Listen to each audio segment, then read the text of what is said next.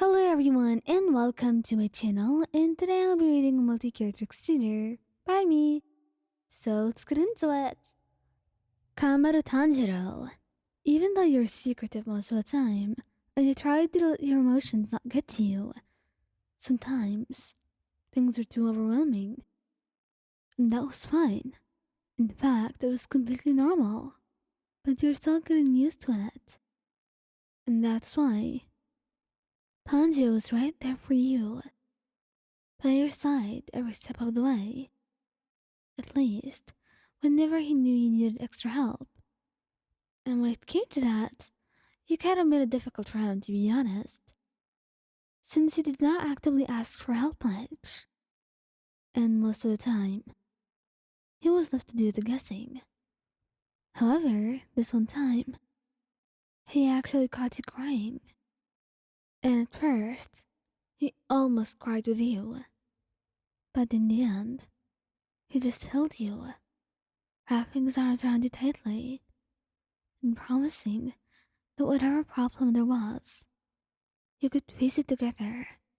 There was nothing in the world stronger than you two, and whatever it was, he'd be right there to face it with you, even if it was strong as Muzan himself. He would give you so many kisses, and he would keep holding you until you fall asleep. If you don't want to talk about it, then no pressure. And mostly, he won't ask you to talk about it if you don't want to. He'd leave it up to you, not wanting to force you into anything.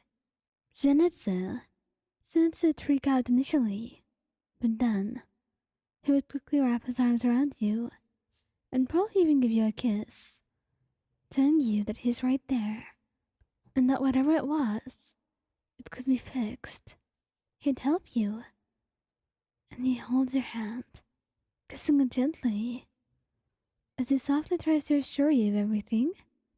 And after you calm down a little bit, he would hug you and kiss your cheeks, telling you that you could talk to him. And once you do, letting everything out, he would try and offer you some solutions, and since he knows he's probably not the best at that, he would offer to take you to someone who can help you both. Because whatever issues you had, they were also his. Because the two of you were one. Inosuke might not be really good at this, but he still tries his best. He would probably hold your hand and try and talk to you about how amazing you was, and how nothing in the world and no one could upset you as long as you was there. So whoever it was, you should totally tell him their name, and he was going to deal with it personally. And because Inosuke loved you, even though he didn't know how to exactly deal with crying, he certainly tried his best, and he wanted to make you feel better through simple ways. Even if those ways meant just telling you that he loves you and threatening whoever it was that made you upset.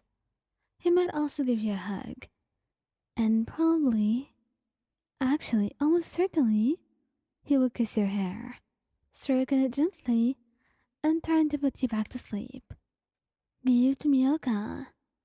Giyuu. Oh no. Giyuu would freak out internally, but outside, he would try to keep his own composure and would act very calm, like he was not freaking out or anything. But he would still try to calm you down once he gets over the initial shock. So maybe he would just sit down next to you, and then, after a little bit of consideration, he would wrap his arms around you and pull you close to him.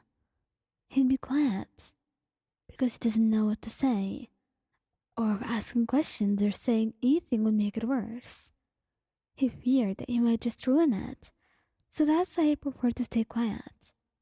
But after you calmed down, he would then begin asking what was wrong and why you were crying in the first place, insisting that you tell him, because he wanted to fix whatever it was and solve whatever problems you had with you. He cared about you and was not around to beat around the bush. He wanted to face the main issue while still keeping you calm and collected. Rengaku. Oh, Rengaku would actually be really great at comfort because he's had to comfort his own little brother for a while, and he knows how to deal with this, so he doesn't worry about it. And that stuff aside, he was a very gentle, loving soul, so of course this would not be a hard work for him. Instead, as soon as he started crying, he quickly went over to your side, held your hands, and kissed your palms gently, asking what was wrong.